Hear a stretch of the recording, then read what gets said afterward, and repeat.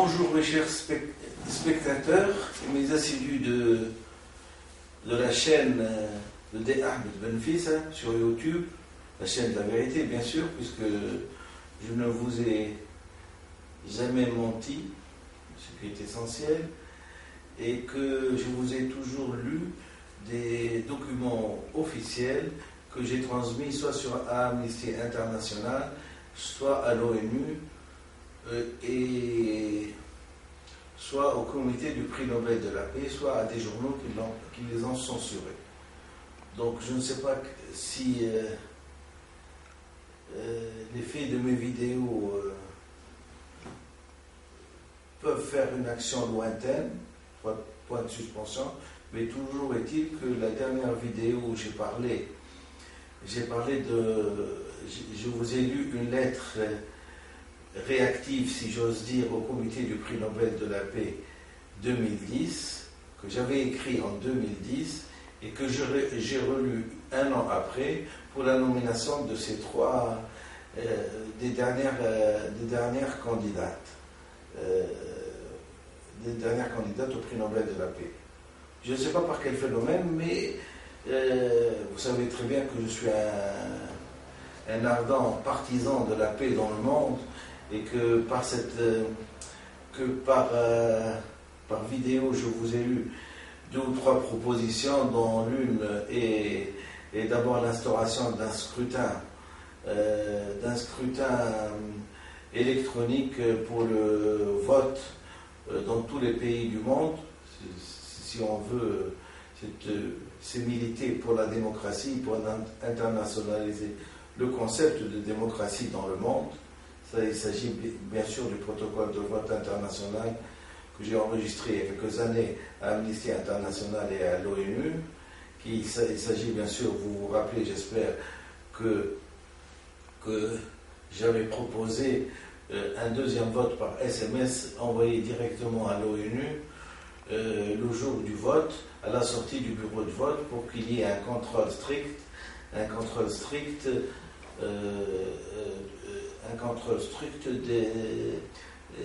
du scrutin. C'est-à-dire que le dépouillement se fait... Je m'excuse. Le dépouillement se fait de façon manuelle dans les bureaux de vote et se fait de façon électronique par le passage de l'ONU, organe international, qui, je me suis dit, pour une fois qu'il y ait une petite action de gens civilisés, parce qu'en général il est là pour mobiliser les armées et faire des décrets et envoyer, massacrer des gens hors de leurs frontières, je me suis dit, on va proposer un protocole de vote moderne, de civilisé à civilisé. Mais comme mon esprit réfléchit de façon continue à améliorer la condition humaine et la condition des êtres et leur civilisation, toujours est-il que vous vous rappelez que j'avais dit que j'étais le premier à parler de l'acquis phylogénique chez les Arabes. Donc, pour les Arabes, ça va, c'est la conquête du passé, et j'espère qu'un jour elle se transformera en conquête du présent et de l'avenir. Et j'avais écrit dernièrement, une année après, j'avais lu une lettre en réaction qu'ils n'ont pas retenu ma candidature au prix Nobel de la paix 2010.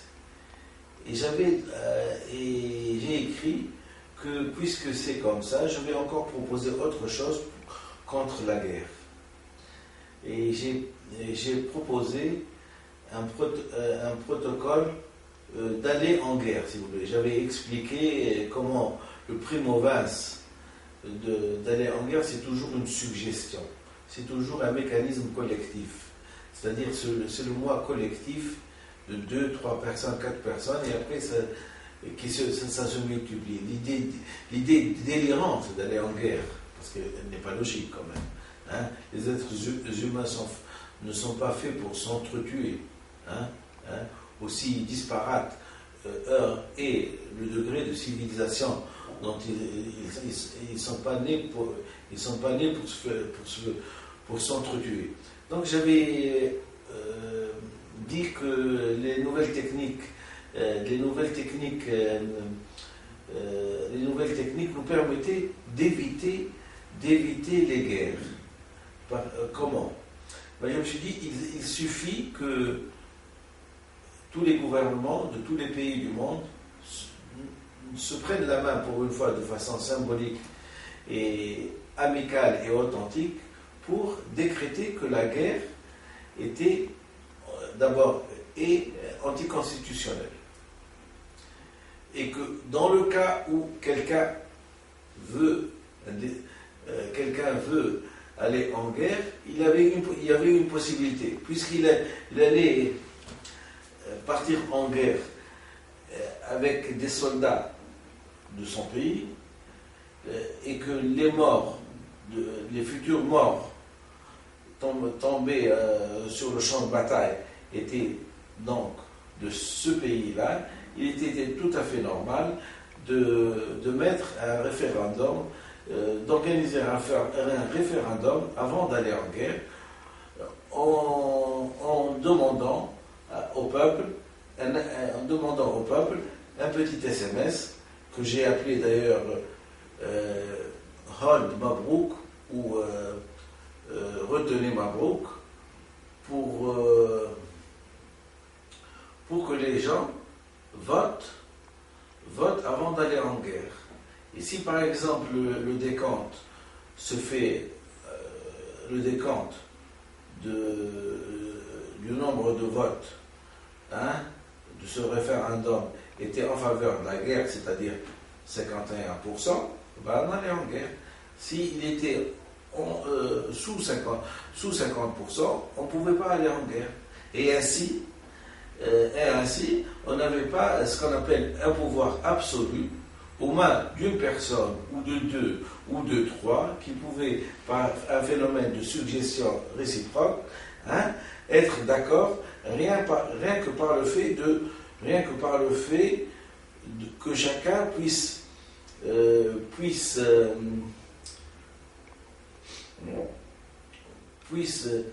non pas affirmer qu'il est d'accord avec la guerre, mais il était plutôt d'accord pour affirmer qu'il était d'accord, pour affirmer qu'il tenait à sa mensualité, que le fait qu'il était ministre, qu'il était bien payé, qu'il était choyé par la société, qu'il avait des honneurs et tout, et si on lui demande est-ce que vous voulez aller en guerre, quand le grand tabou, c'est-à-dire le seigneur, le roi, si j'ose dire, lui demande de ça, il ne peut cocher la tête, parce qu'il tient à garder son moi, M-O-I-S. Donc je me suis dit, puisque les morts, les soldats morts sur le champ de bataille font partie du pays, donc il est tout à fait normal de demander à la population de ce pays s'ils sont d'accord pour envoyer leurs enfants s'entretuer sur des terres lointaines. Et ainsi, avec un SMS que j'ai appelé Hold Mabrouk ou Retenez Mabrouk, en référence à la chanson Mabrouk s'en va en guerre, Méranton, je me suis dit, pourquoi pas, on fait ce référendum, il est valable pour tous les pays du monde. Quand, par exemple, je ne sais pas moi, un pays X, parce que maintenant, quand on parle de guerre, maintenant, il y a de la susceptibilité. On en fait chaque jour, mais il y a de la susceptibilité quand on en parle. Et que chacun ne veut pas voir profiler sa culpabilité en face de lui. On demande à la sagesse du peuple. C'est une référence qui est très juste. Et d'ailleurs, la référence a été exploitée dans mes dernières vidéos sur la désignation du prix Nobel de la paix, le dissident chinois, Liu Bo X. Je m'excuse pour son nom d'ailleurs. Et comme je suis poli, que je cherche toujours à respecter les gens pour qu'on me respecte. C'est la moindre des choses. j'ai complètement oublié son nom, mais le prix Nobel de 2010. Et j'avais dit que la désignation était plutôt un produit d'un moi collectif, c'est-à-dire le comité du prix Nobel de la paix, et qu'elle n'était pas aussi percutante comme décision que la décision d'un individu ou d'une personne. Et j'en veux pour preuve qu'il faut vraiment être compétent en psychanalyse pour comprendre que quand sur une même décision, quand il y a une personne qui prend la décision et quand il y a une centaine, du point de vue pertinence de la décision, c'est toujours l'individu qui gagne la masse, le collectif. Pourquoi? Parce qu'il y a une diminution de l'intelligence collective par rapport à l'intelligence individuelle. Exactement. Quand un individu est introduit dans une foule, il perd sa superstructure psychique. Et donc, si j'ose dire, je m'excuse, il s'animalise plus qu'il se civilise. Et c'est pour ça que je me suis dit, il faut toujours, avec les moyens techniques qu'on a, le portable, l'internet et tout, les décisions les décisions vitales, les décisions de vie ou de mort, aller en guerre ou ne pas y aller, doivent être prises en consultant la sagesse du peuple et donc le référendum. C'est pas, parce que la sagesse du peuple, ce sont des individus qui vont émettre un avis. Alors qu'un gouvernement, quelques personnes, ou 3 ou 4 personnes qui vont prendre des décisions, ils ne vont pas la prendre individuellement. Cette décision, elle est plutôt collective. Donc, du point de vue pertinence, quand on demande à un référendum, c'est la sagesse multipliée par le nombre de personnes de la population. Alors que quand on prend l'avis d'un gouvernement, par exemple, est-ce qu'on va y aller en guerre, et qu'on peut présenter des motifs aussi fallacieux que d'aller combattre le terrorisme dans des pays lointains, et que c'est toujours un motif qui n'est pas humainement juste et qui n'est pas humainement percutant. La preuve en est, c'est que nous, ces dernières années, on a fait des dépenses guerrières inimaginables, des milliards sont partis, et qu'on a jeté en l'air, qu'on a tué, qu'on a fait des orphelins, qu'on a amputé des gens, je m'excuse de vous le dire, jusqu'à maintenant, je n'ai pas trouvé un motif valable pour aller en guerre. Vous comprenez très bien que ceux qui nous représentent, on doit parfois se méfier d'eux. Et que si on doit se méfier d'eux, on ne peut pas se méfier d'eux quand ils sont au pouvoir. Pourquoi?